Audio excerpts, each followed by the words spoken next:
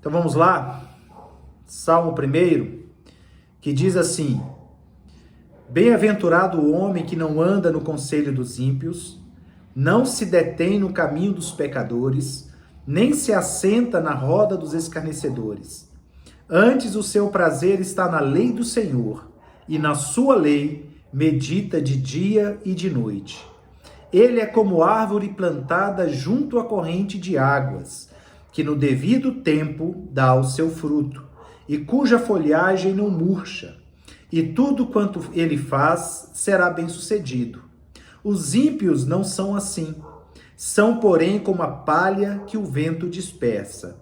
Por isso os perversos não prevalecerão no juízo, nem os pecadores na congregação dos justos. Pois o Senhor conhece o caminho dos justos, mas o caminho dos ímpios perecerá. Amém? Então, como eu falei, todos nós já lemos este salmo aqui, no mínimo, umas 20 vezes. Analisamos este salmo de acordo com o que o escritor, colocou aqui. E aqui ele faz uma distinção entre o justo e o ímpio, E a gente vê que coisas boas acontecem na vida do justo e coisas ruins acontecem na vida do ímpio. Só que Deus, ele não é assim. A Bíblia diz que Deus, ele não faz acepção de pessoas, nós fazemos. Nós fazemos acepção de pessoas. A Bíblia também diz que Deus não é homem para que minta, nem filho do homem para que se arrependa, ou seja, ele não tem nada de nós. Muito pelo contrário. Nós é que precisamos ter dele, ter o caráter dele, a essência dele, a presença dele, o amor dele.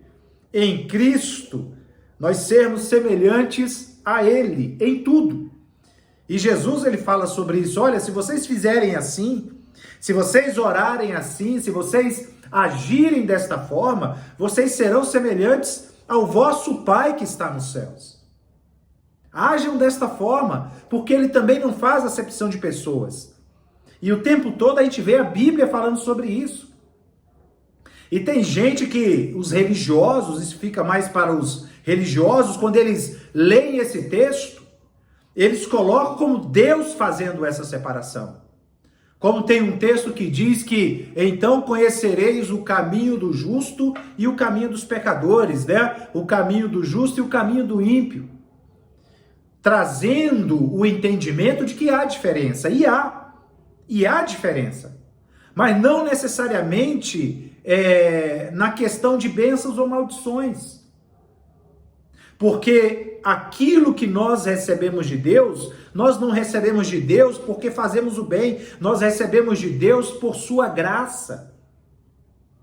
E aí eu pergunto para vocês, igual aquele comercial do biscoito Tostines, Tostines, ele é fresquinho porque vende mais, ou ele vende mais porque ele é fresquinho? E aí eu pergunto para vocês, você é pecador, porque peca, ou você peca porque você é pecador? E aí? Você é pecador porque você peca, ou você peca porque você é pecador? Aí alguém poderia dizer, mas não é a mesma coisa? Há alguma diferença? Claro que há diferença. Dependendo de uma dessas duas que você opinar, significa que se você deixar de agir ou passar a agir de determinada forma, você deixa de ser pecador.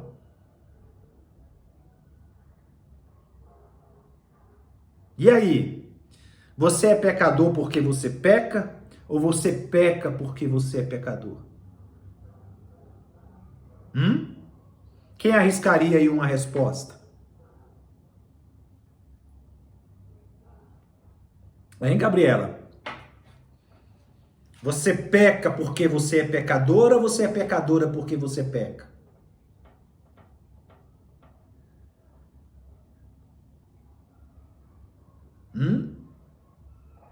Não é que vocês não saibam, tá? Essas perguntas que eu lanço para vocês é para provocar vocês. Não é que vocês não saibam. Simplesmente, talvez, vocês nunca pararam para pensar. né, a respeito.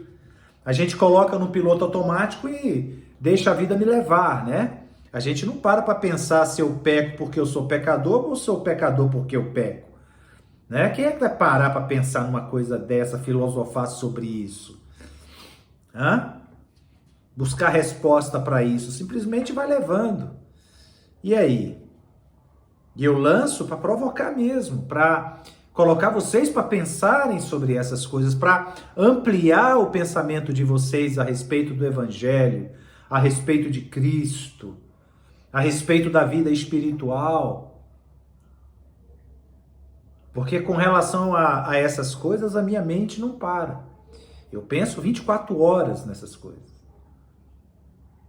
E aí, você é pecador porque você peca porque você é pecador. Sigamos, já que vocês não me trouxeram nenhuma resposta. Então, entendendo que Deus ele não faz acepção de pessoas, tá? Ele não faz acepção de pessoas, e aí a gente começa a entender que o resultado das escolhas do ímpio, né? Aquele caminho que ele decide seguir, aquelas escolhas que ele faz, é que acabam cobrando dele aquela conta que ele não considerou quando escolheu agir de determinada forma, fazer determinada coisa.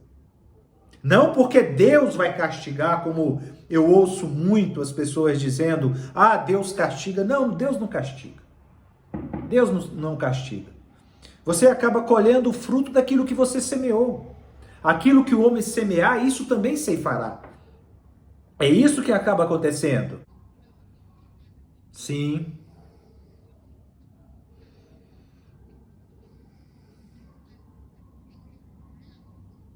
Ao resultado das suas escolhas. A gente começa a assumir a responsabilidade pelos atos, pelas escolhas. Não é mais porque o meu pai me criou assim. Não é mais porque a minha mãe me criou assim. Não é mais porque o diabo fez, porque Deus deixou de fazer, né? Porque o Estado, porque o governo. Nada disso. Nada disso. É você. É você.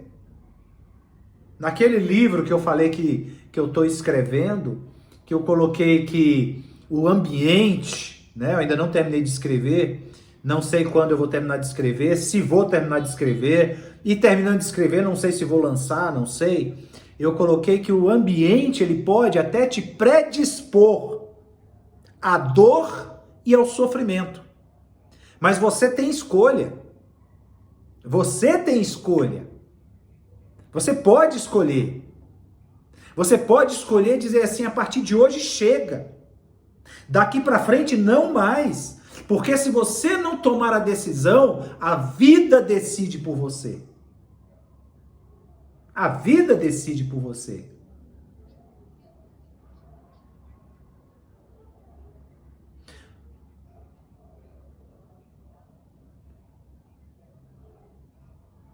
Porque a gente sempre vai procurar o caminho mais fácil. A gente sempre vai procurar o caminho mais fácil. E o caminho mais fácil é o da desistência. Porque não envolve esforço. Não envolve esforço. Qualquer decisão que você tomar, qualquer caminho, qualquer direção que você escolher, vai envolver esforço. Você vai ter que se esforçar, né? Você vai ter que renunciar. E ninguém quer isso. É mais fácil deitar numa rede e dizer, deixa a vida me levar, a vida leva eu. É fácil dizer isso. Agora, não, eu vou pegar esse caminho, vou fazer assim. Por isso que a Bíblia diz que o caminho é estreito, a porta é apertada, largo é o caminho, né? E espaçosa a porta que leva para onde? Para a perdição. Mas para a salvação é apertado. É apertado. É apertadinho, você vai passando ali, ó, mas quando você passa por ele, aí você entra num ambiente que ele se abre, ele se expande de uma forma que você não tem noção. E aí você entende aquilo que Jeremias fala lá a respeito do templo, que ele via, aí ele entrou, quando ele entrou, o negócio tinha uma dimensão imensa. Assim é o reino de Deus. O caminho é apertadinho, a porta ali, ó, você passa espremido, mas quando você passa, é aquela coisa maravilhosa, que você não consegue entender, você fala, por que eu não tomei essa decisão antes? E aqui eu não estou falando somente do evangelho, da salvação, estou falando das nossas decisões diárias, de uma vida profissional, da vida familiar, a vida pessoal, as decisões que a gente toma para a nossa vida, que no início parece que é a coisa mais difícil do mundo, mas depois ela toma uma proporção tão bela, e você fala, por que eu não tomei essa decisão antes? Por que eu não fiz isso antes? Né? Então, a gente voltando aí ao que você falou, a gente para de terceirizar, né? A gente para de transferir, né? A gente transfere a culpa para o pai, para a mãe, para o vizinho, para o papagaio, para o diabo, para Deus, sendo que nós somos os únicos responsáveis. O ambiente te predispôs? Sim. Ele te predispôs à amargura, ele te predispôs ao rancor, ao ódio, à mágoa, ao trauma, a não perdoar. Mas o poder de decidir você ainda tem, você não perdeu. Nenhuma amargura é capaz de tirar isso de você. E aí quando Paulo fala assim que nem altura, nem profundidade, nem anjos, nem principado, nada pode nos separar do amor de Deus, eu quero parafrasear e dizer que nada disso também arranca de você o poder de decidir. De tomar a tua decisão e falar, não, eu quero que seja diferente. O ambiente está me empurrando para essa direção, mas essa direção é morte. É o que a gente está vendo, né? E com algumas famílias que a gente está ajudando. A gente vê seguindo o caminho largo, passando pela porta larga, né?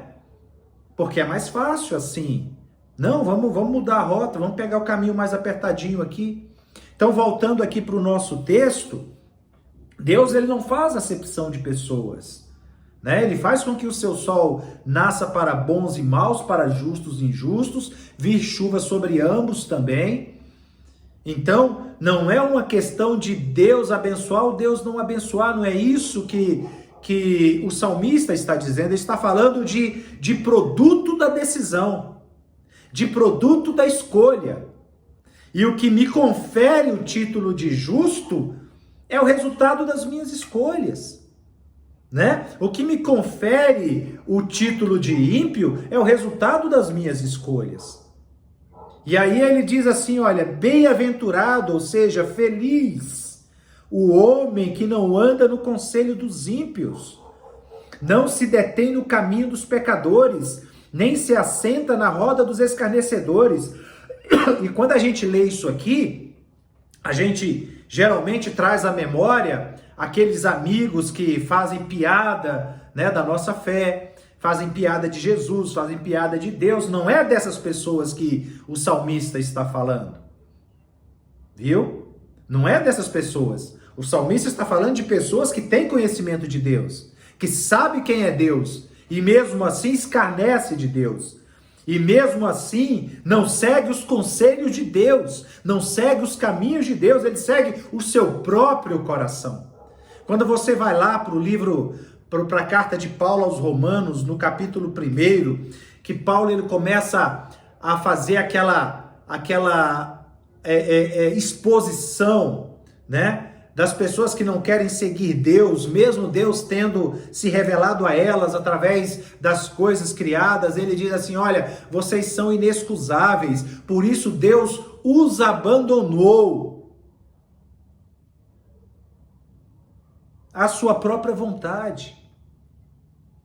Não tem, se você quiser falar em castigo de Deus, você pode falar em castigo de Deus quando Deus te abandona. Quando Deus deixa você à deriva dos seus próprios sentimentos. Não tem coisa pior para o ser humano do que ele ficar à deriva dos seus próprios sentimentos. Deus fala assim, ah é? Você não quer me ouvir, você quer seguir o teu coração? Então vá. É como um pai falando para um filho, né? Geralmente, vamos lá, um filho adolescente, né? Ele aconselha, e mesmo assim o filho quer seguir aquele caminho errado. Fala, então vai, né? E aí o filho vai,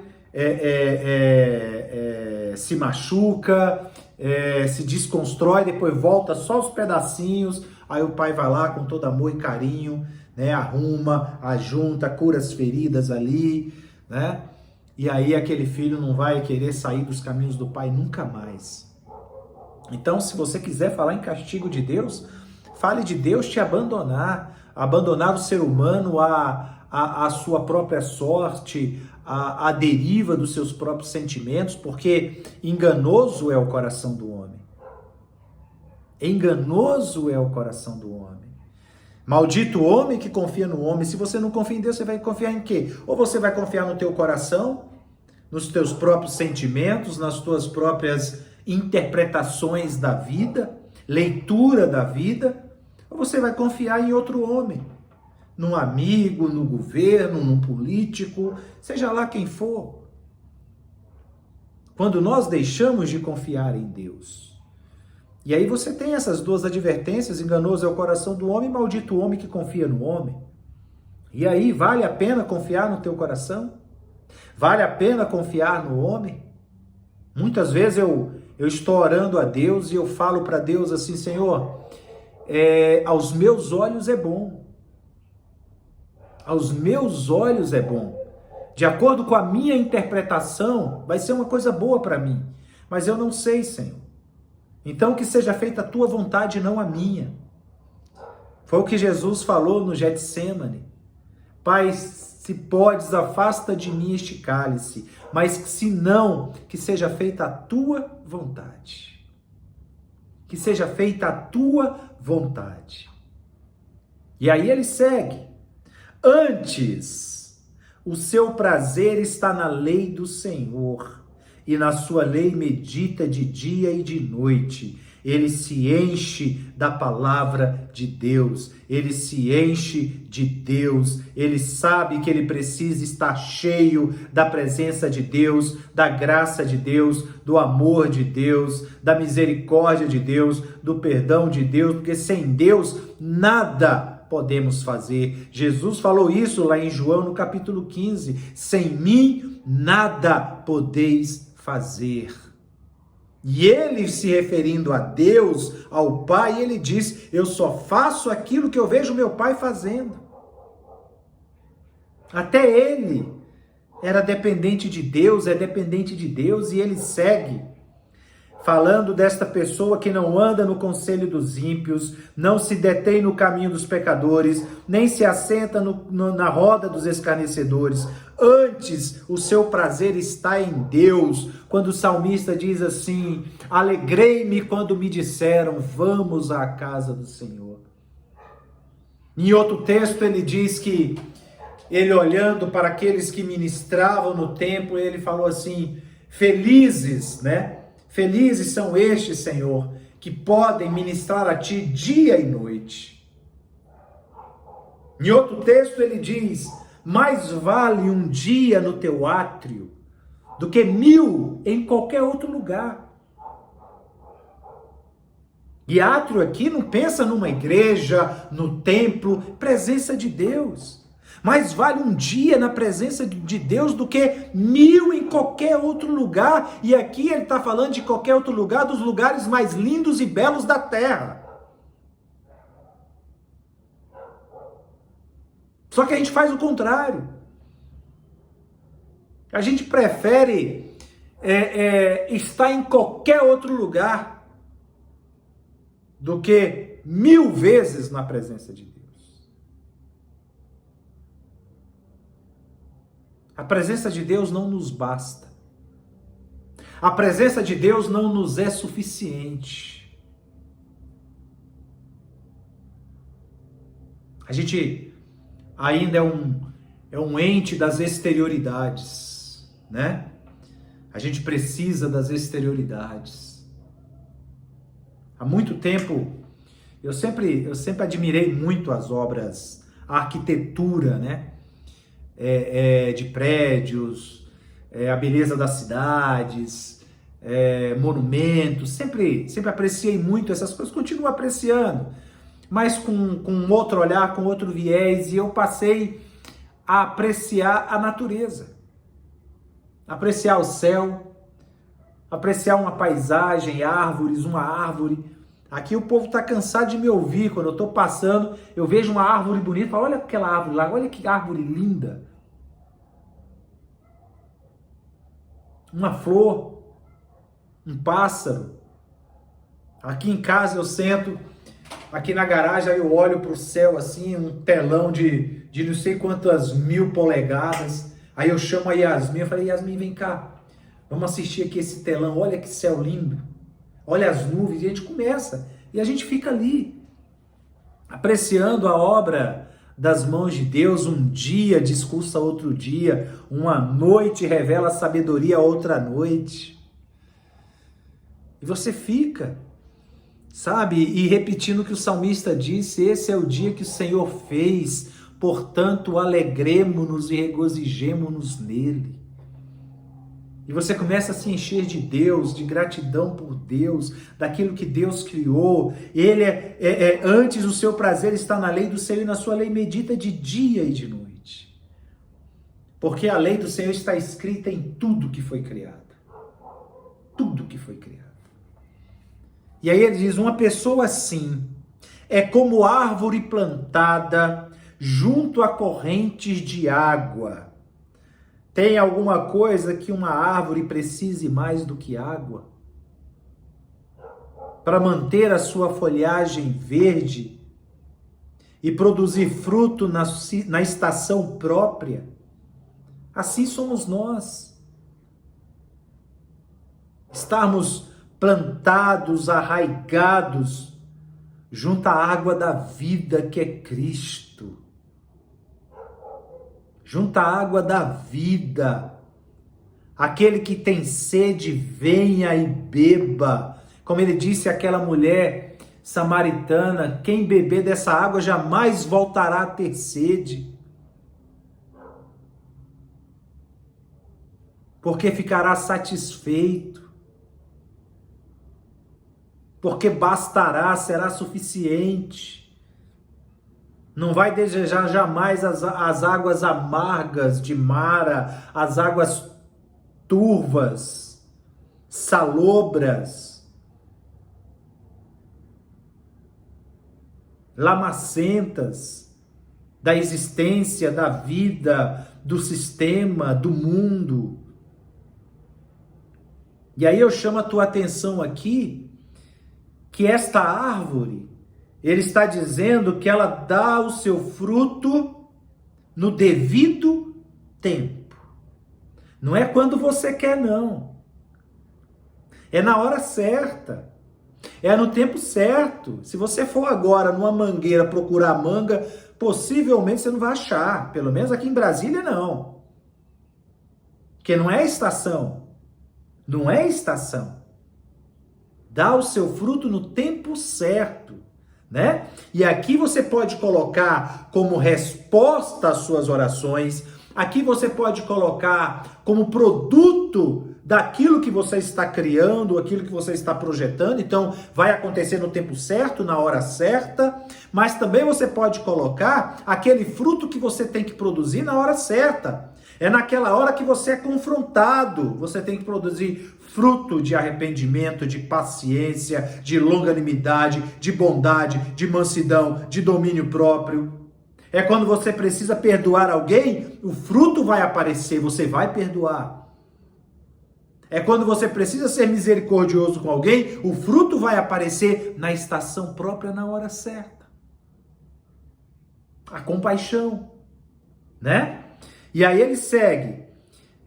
No devido tempo dá o seu fruto, e cuja folhagem não murcha. Folha aqui fala de fé, irmãos, de esperança. Não vai cair, não vai murchar, não vai falhar. Quando eu olho para uma árvore e vejo ela sempre verde, eu falo, ali há esperança.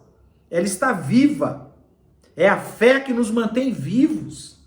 É a esperança que nos mantém vivos.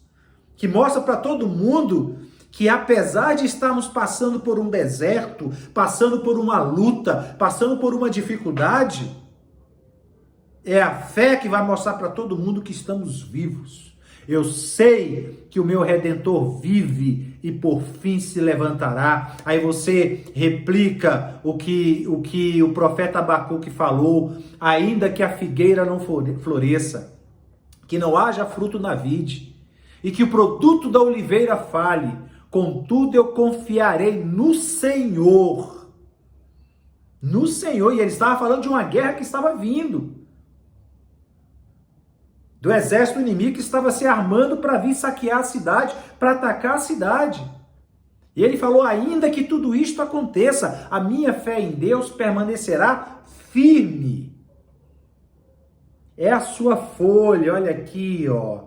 É a sua folha cuja folhagem não murcha. E aí a gente segue para o próximo passo. E tudo quanto ele faz será bem sucedido. E aí eu chamo a tua atenção. Que coisa bem sucedida é esta que nós iremos realizar? É tudo dar certo? Ser bem sucedido significa que tudo vai dar certo na nossa vida? Ou ser bem sucedido significa que tudo vai bem nas coisas ruins e nas coisas boas? Posso todas as coisas naquele que me fortalece. Posso passar fome como ter o que comer. Posso ter em abundância como ter em escassez. Isto é ser bem sucedido. Isto é ser bem sucedido. Sabe por quê? Quando as coisas vão bem, é o tratar de Deus conosco. Quando as coisas vão mal, é o tratar de Deus conosco. É Deus te curando. É Deus te curando quando você faz uma coisa e dá tudo certo. É Deus te curando quando você faz uma coisa e dá tudo errado. Isso é ser bem sucedido. Não é tudo que você for fazer dar certo. As pessoas gostam de ler esse texto aqui e tudo quanto ele faz será bem sucedido. Ou seja, tudo que ele fizer vai dar certo. É o toque de Midas, sabe? Tudo que toca vira ouro. Já viu essas pessoas que tudo toca vira ouro? Tudo que toca prospera? Não pode. Porque se tudo der certo na sua vida, você vira bicho. Você vira bicho. Você se exalta. Você vai querer se exaltar acima de Deus. Você vai querer ser melhor do que Deus, porque tudo dá certo na sua vida. Quando não dá certo, glória a Deus. Quando dá certo, glória a Deus. Quando não dá certo, glória a Deus. Amém? Os ímpios não são assim. São, porém, como a palha que o vento dispersa. São inconstantes. São voláteis. Paulo fala de você não se deixar levar por qualquer vento de doutrina. Aqui está dizendo que eles são como a palha que o vento dispersa. E é verdade. É verdade. Eu não tenho conhecimento de suicídios na favela. Eu não tenho conhecimento. Agora, em bairros nobres, é o que mais se ouve falar. É o que mais se ouve falar. Qualquer vento derruba aquele que não segue os conselhos de Deus, que não segue na presença de Deus, que não medita na sua lei de dia e de noite, que não tem prazer nos mandamentos do Senhor, em fazer a vontade do Senhor, em seguir no caminho estreito e passar pela porta apertada. Por isso, versículo 3, os perversos não prevalecerão no juízo, viu? No dia da dificuldade, no dia da luta, nos dias maus, os perversos não prevalecerão no juízo. nem os pecadores na congregação dos justos. Não suporta. As trevas não suportam a luz. As trevas não conseguem ficar na presença da luz. No versículo 6, pois o Senhor conhece o caminho dos justos, mas o caminho dos ímpios perecerá.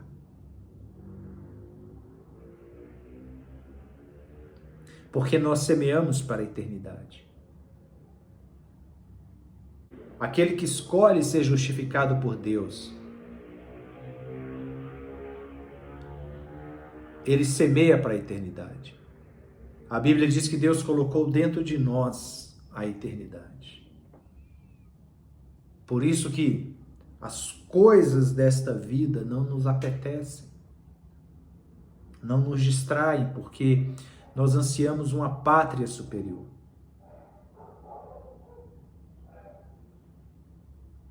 E aí ele diz que o caminho dos ímpios perecerá.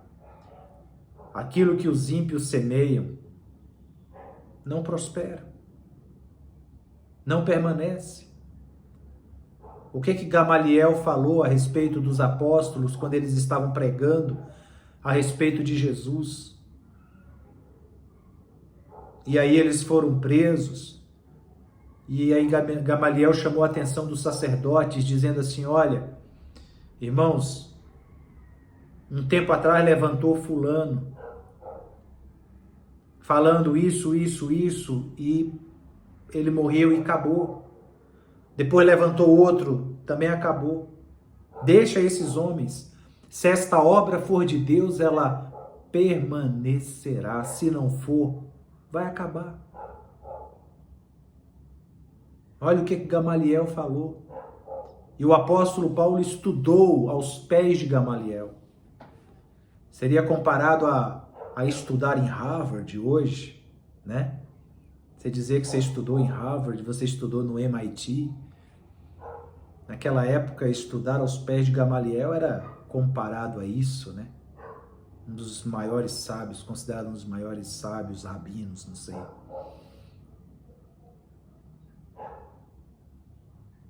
Ele disse isso. Pois o Senhor conhece o caminho dos justos, mas o caminho dos ímpios perecerá. O Senhor nos conhece. O Senhor tem visto a tua semeadura. O Senhor tem visto as tuas orações. O Senhor tem visto a tua busca em fazer a vontade dEle, em andar na presença dEle, ainda que tropece, ainda que caia.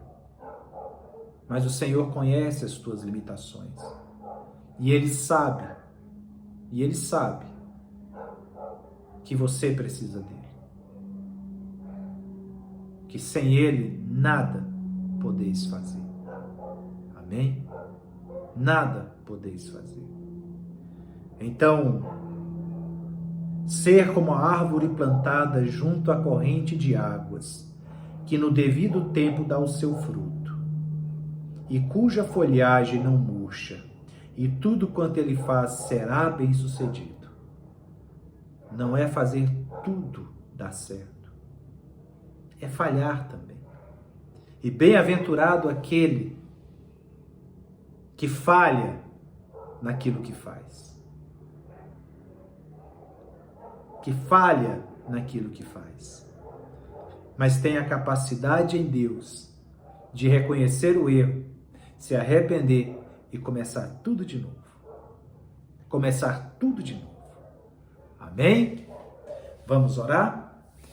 Querido Deus, maravilhoso eterno Pai, nós te damos graças por este culto. Te damos graças, meu Senhor, por esta noite, pela vida de cada um que aqui está, Senhor. Pela vida daqueles, meu Senhor, que irão assistir, meu Deus, ouvirem, Senhor, a esta pregação, Senhor amado, a esta mensagem, através, meu Senhor, do YouTube. Senhor, nós abençoamos a todos igualmente. O Senhor conhece as necessidades de cada um.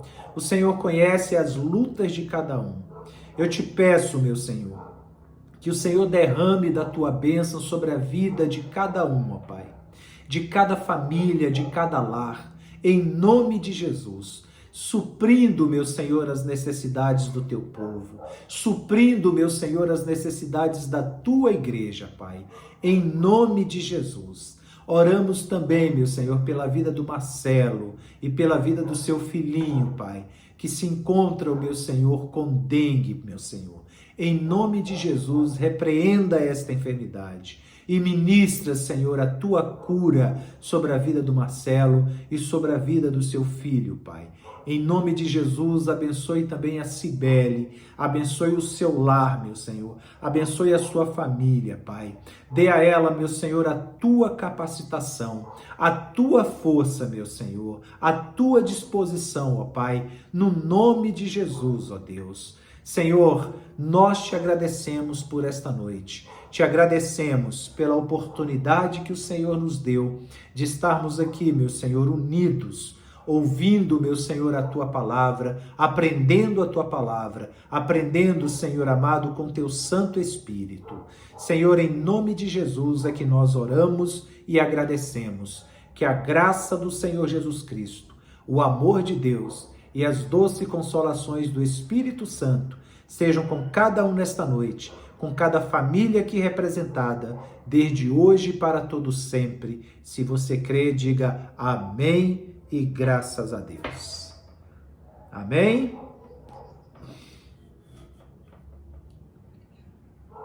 Amém, minha irmã. Amém.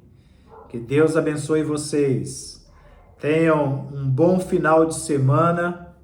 Amém. Tenham um bom final de semana e até segunda-feira no nosso culto de oração, se Deus quiser. Tchau, tchau. Gabriela, fica com Deus.